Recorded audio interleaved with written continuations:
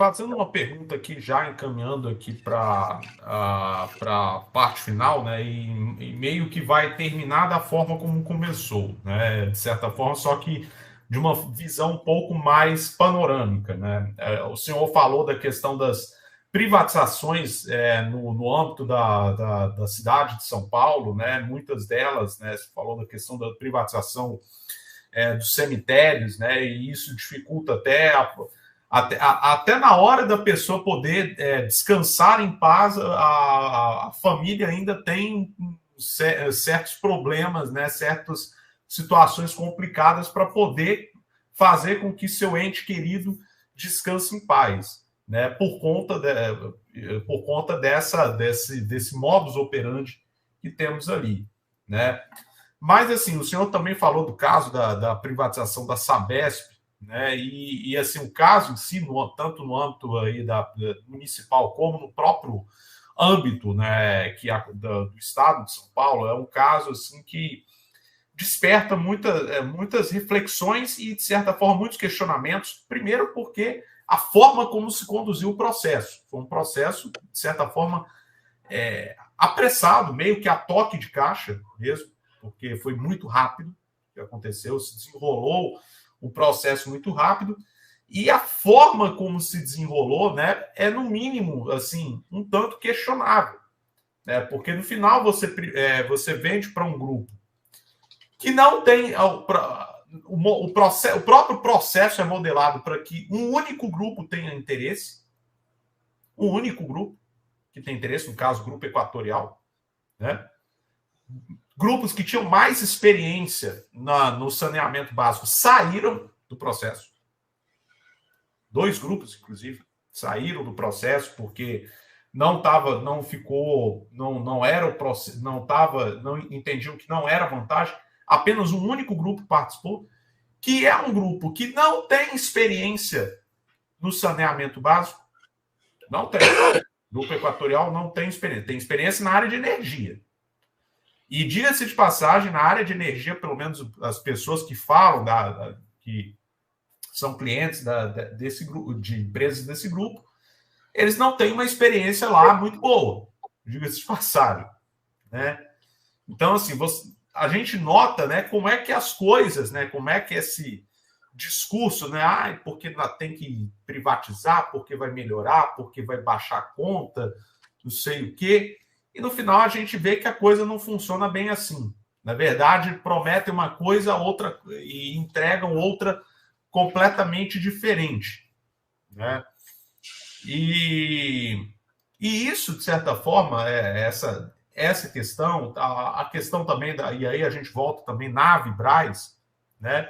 Porque muitas pessoas pensam, porque o governo está pondo dinheiro aí, o governo tem que ficar gastando com vício, né? Tipo assim, as pessoas acham que não tem utilidade ou não enxergam uma questão prática nisso, né?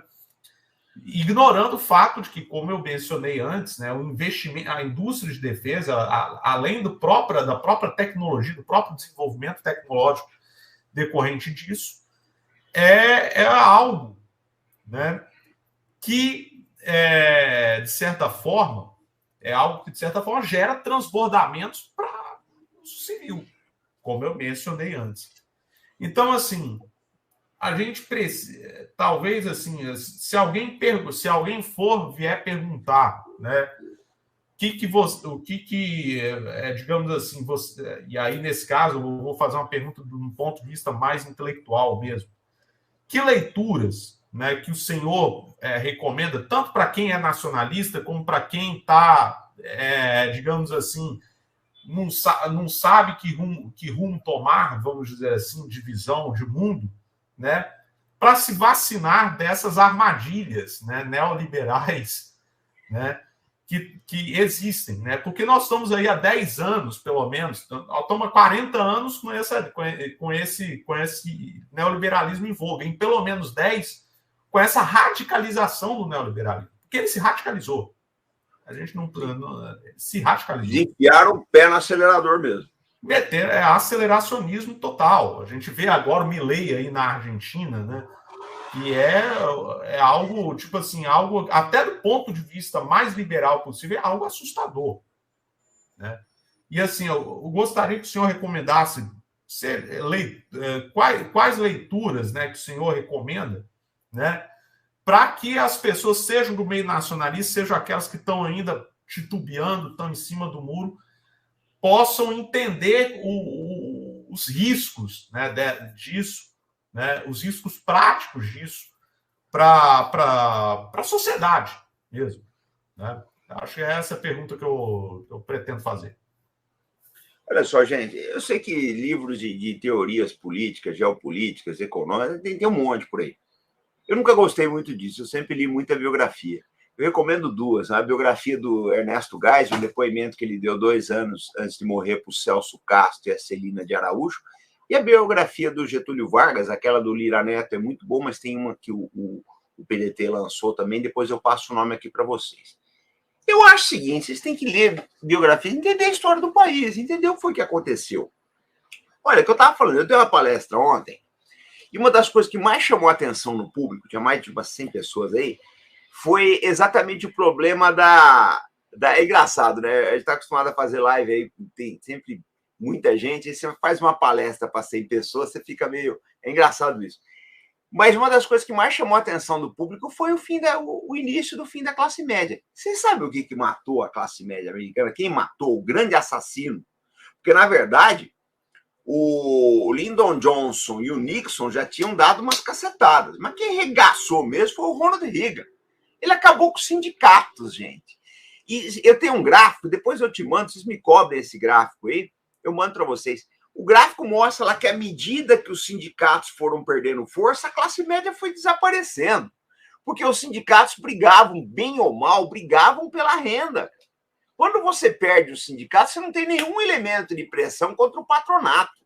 Essa que é a verdade. É uma verdade da vida, né? Então, eu acho que vocês deveriam ler biografias, principalmente a biografia do Getúlio, e entender por que ele caiu.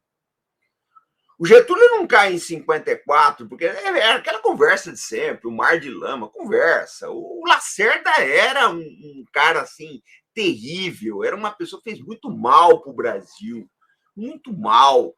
Eu acho que se um dia tiver um livro dos vilões da pátria, 2 nomes vão para lá: Carlos Lacerda e Sérgio Moro. Se um dia ter o livro dos heróis da pátria, nós vamos fazer o livro dos vilões da pátria ainda. Eu vejo a coisa dessa forma. Né? Vocês têm que ler biografias, vocês vão começar a entender o que foi que aconteceu. Agora, eu não tenho dúvida disso, gente. O neoliberalismo ele vai acabar destruindo tudo, porque olha o que está acontecendo na Argentina. A economia está naufragando. O Milei está vendendo as riquezas do país. Ele está acabando com as forças armadas da Argentina.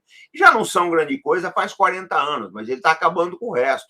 Então, eu enxergo as coisas dessa forma, pessoal.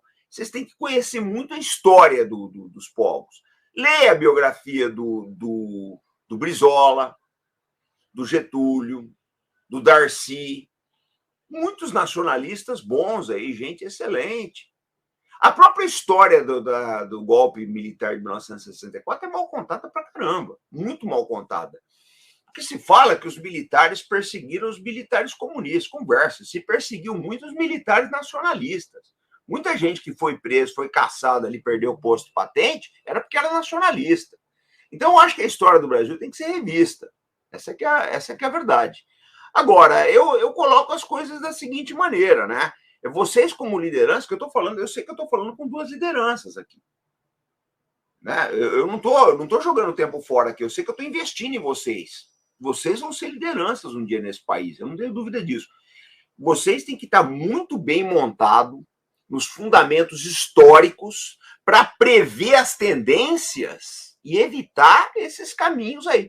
Porque eu vi alguém escrevendo aqui que o Getúlio, o Fernando Henrique não se via como neoliberal. Você tem que olhar uma coisa, gente. Muitas pessoas que estão nesses partidos de direita, esses movimentos de direita, o cara nem sabe o que ele está fazendo ali. Não é o caso do Fernando Henrique. Mas muita gente é nacionalista e não sabe, o cara está mal orientado. Eu falo que eu já dei palestra para o MBL. Tem muito garoto bom ali, cara.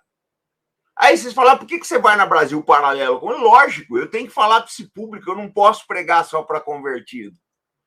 Eu não posso dar uma oportunidade de opa, tá aqui, beleza, me dá o microfone aí que eu vou falar.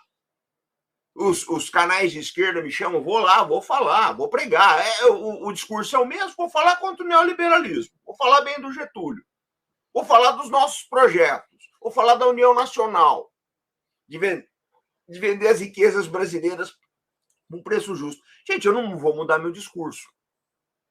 Então, eu acho que, respondendo à tua pergunta, tem muitos livros de teoria, gente, mas eu acho que o conhecimento da história é fundamental. O Geisel fala isso no livro dele, né? A história é mestra da vida. Essa biografia do Geisel é sensacional.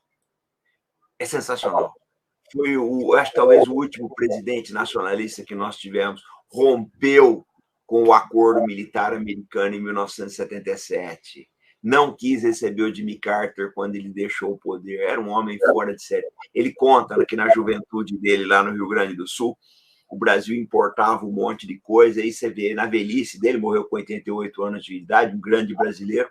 Na velhice dele, ele falou, a gente está fazendo a mesma coisa, importando as mesmas coisas. E vocês veem como é que são as coisas, né?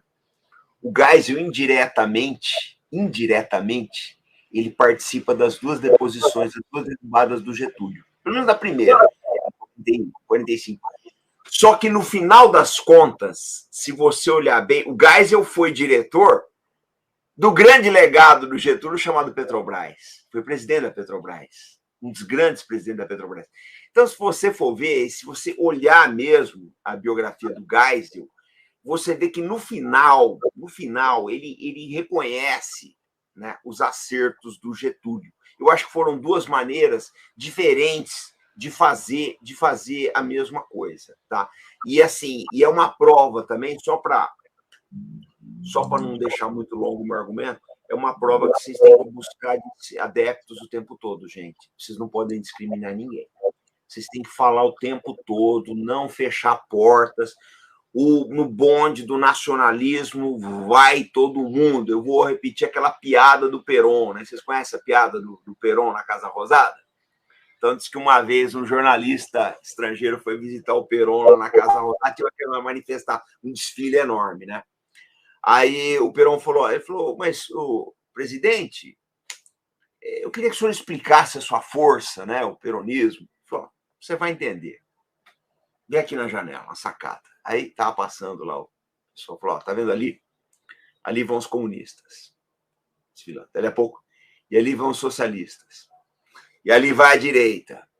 Ali vão os tradicionalistas. E ali os religiosos. Aí ele falou assim, mas e os peronistas? Peronista é todo mundo, meu amigo. Então é isso que vocês têm que fazer. Vocês têm que ser um negócio que todo mundo se sinta acolhido, todo mundo se sinta brasileiro e todo mundo se sinta parte dessa luta. A gente não pode discriminar ninguém. Tem que ser o nacionalismo de braços abertos. É isso que eu queria dizer para vocês. Comandante, assim finalizamos. Obrigado pela disponibilidade de sempre. O senhor sempre de braços abertos nos recebe, nos concede aqui a live, a entrevista, sempre muito bom, sempre muito proveitoso. A gente tem aqui, anotado o que o senhor tem falado. Uma das coisas que o senhor disse em uma das lives, anote aí, depois que eu morrer, uma das coisas que eu dou como prioridade é espírito público. Agora, nacionalismo de braços abertos. Então, a gente vai anotando essas coisas aí. Não vão passar desapercebido, pode ter certeza. A gente vai propagar a mensagem. O Getúlio está por aí com vocês, o Brizola, a gente não morre, a gente continua por aí de outras formas e as coisas continuam, mas eu não acredito nessa morte, não. Eu acho que sim, as ideias ficam. E eu acho o seguinte, onde quer que a gente vá, se a gente saber que vocês estão bem, estão sendo felizes, estão cuidando uns dos outros, eu acho que a vida já valeu a pena, foi uma vida bacana. É o que eu penso. É o senso comunitário, né? O senso comunitário.